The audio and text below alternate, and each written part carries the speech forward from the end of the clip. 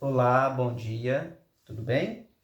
Sei que já está um pouco tarde, mas acabei de chegar do serviço e então não deu para gravar aí o estudo da lição de manhãzinha, né? Mais cedo um pouco. E também por esse motivo, porque já está um pouco tarde, tive que vir aqui para o quarto para gravar o estudo da lição dessa manhã, porque já tem bastante barulho na casa toda. O lugar mais silencioso aqui neste momento é aqui no quarto, tá? Então a gente vai estudar aqui o tema de terça-feira, dia 20, a lei em nosso coração. E aqui diz assim: o remanescente reunido em Sião tinha escrito na testa o nome do Pai e o nome do Cordeiro. Nas Escrituras, nome significa mais do que uma palavra que identifica alguém, representa o caráter. Até hoje, em muitas culturas, ainda se diz que alguém tem um bom nome quando seu caráter é bem visto pelos outros.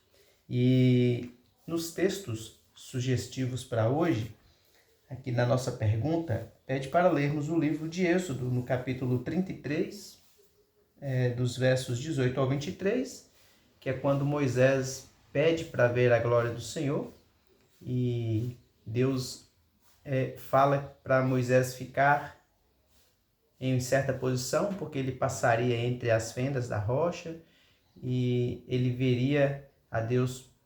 Deus mostraria a Moisés a sua glória, mas ele veria a Deus pelas costas, como foi escrito na palavra, né? E também pede para lermos o capítulo 34 também do livro de Êxodo, do 1 ao 7, que é o texto que eu quero ler, para a gente não ter que ler muitas passagens, né? E aqui diz assim, no capítulo 34. Então disse o Senhor a Moisés, depois de Moisés ter visto a glória de Deus, né?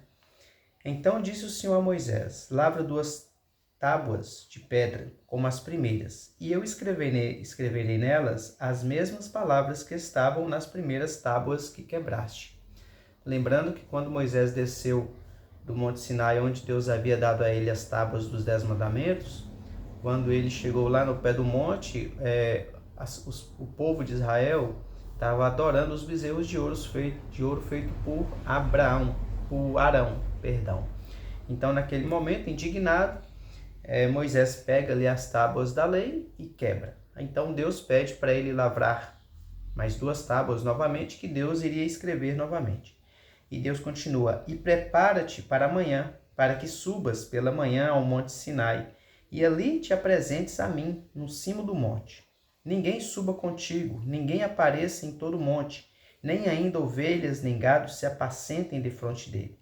Lavrou, pois, Moisés 2 tábuas de pedra como as primeiras, e levantando-se pela manhã, de madrugada, subiu ao monte Sinai, como o Senhor lhe ordenara, levando nas mãos as 2 tábuas de pedra.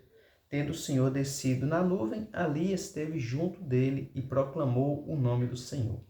E passando o Senhor por diante dele, clamou, Senhor, Senhor, Deus compassivo, clemente e longânimo e grande em misericórdia e fidelidade, que guarda a misericórdia em 1000 gerações, que perdoa a iniquidade, a transgressão e o pecado, ainda que não inocente o culpado, e visita a iniquidade dos pais nos filhos e nos filhos dos filhos, até a 3ª e 4ª geração.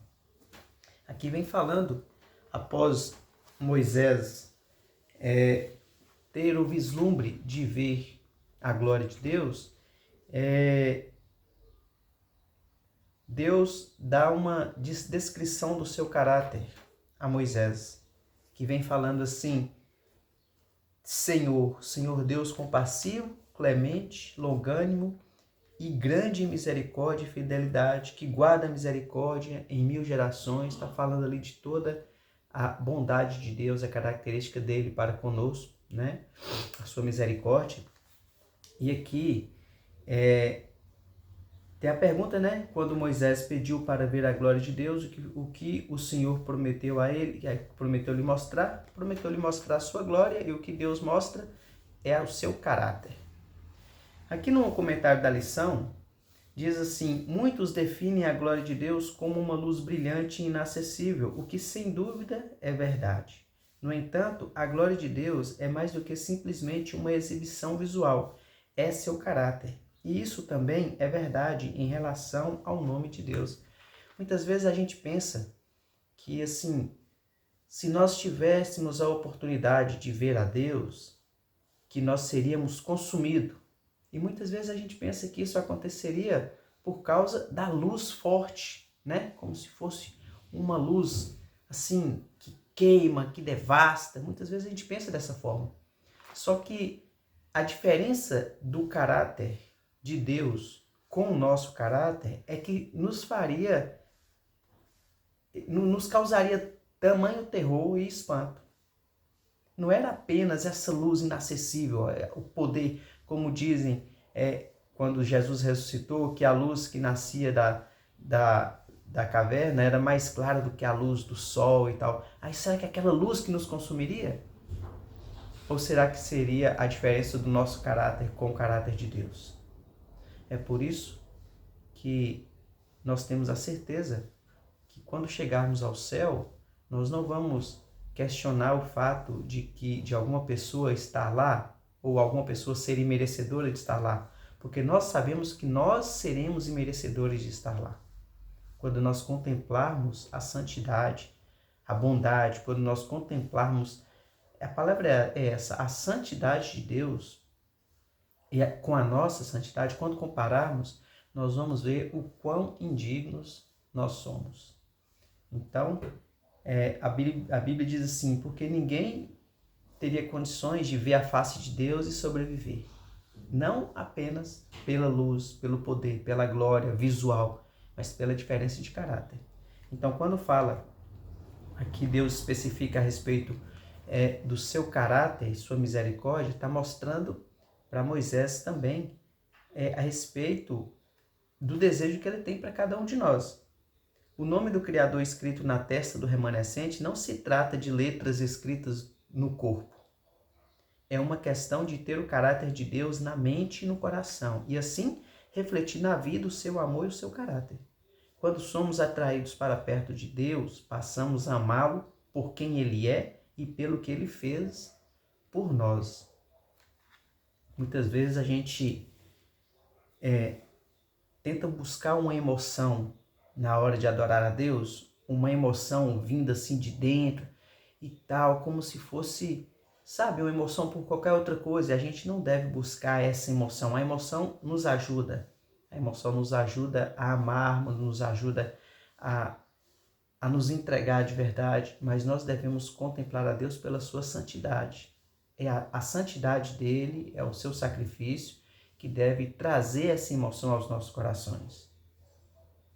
Eu teria muitos outros exemplos para poder citar, como buscar essa emoção de várias maneiras, mas a maneira correta de buscarmos essa emoção é contemplarmos na vida de Cristo e no que Ele fez por nós.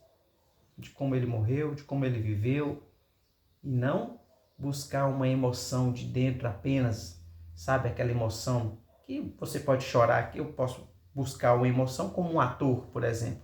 Eu posso buscar aquela emoção, sentir uma tristeza e chorar. Mas será que eu estaria fazendo isso de fato por Cristo e pelo que Ele fez por mim?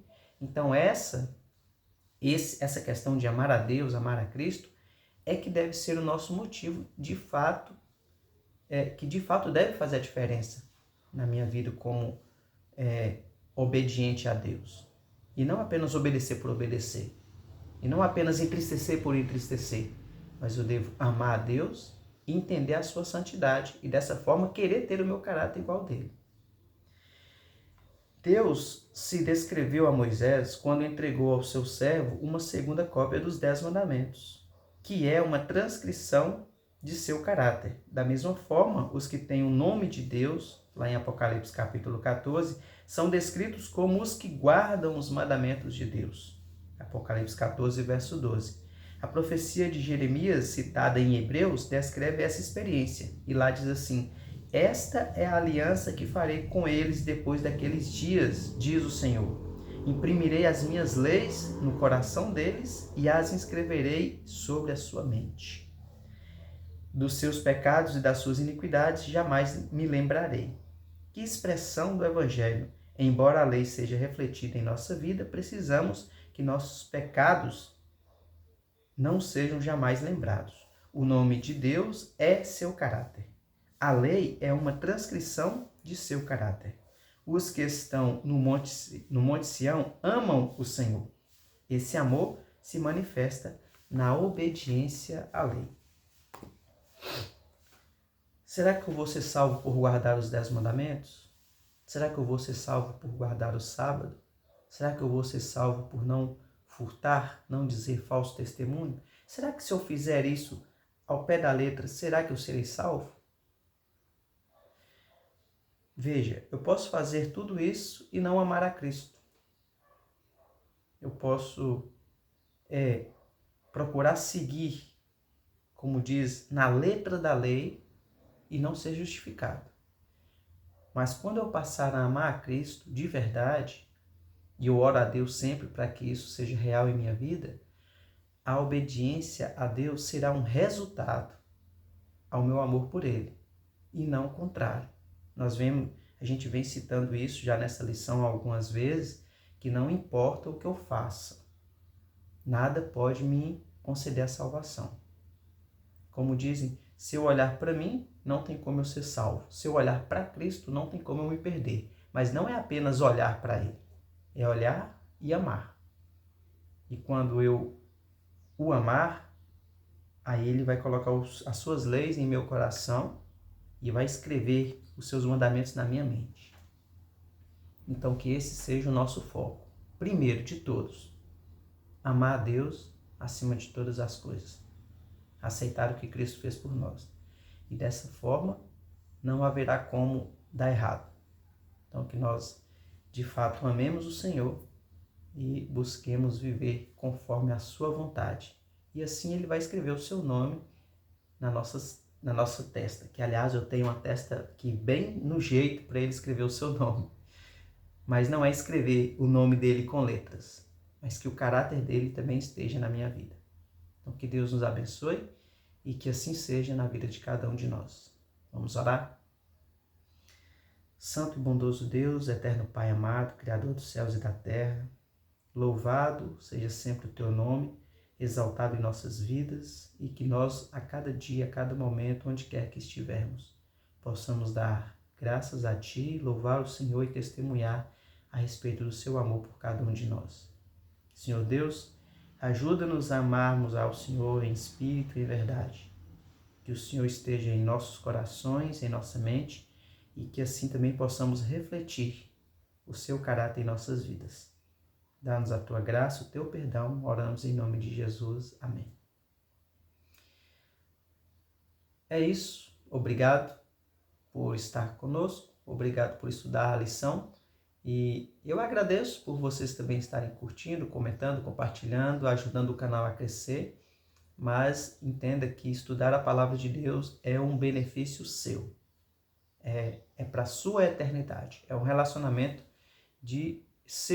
um relacionamento seu com Deus. E não há nada mais importante que isso. Então fique com Deus.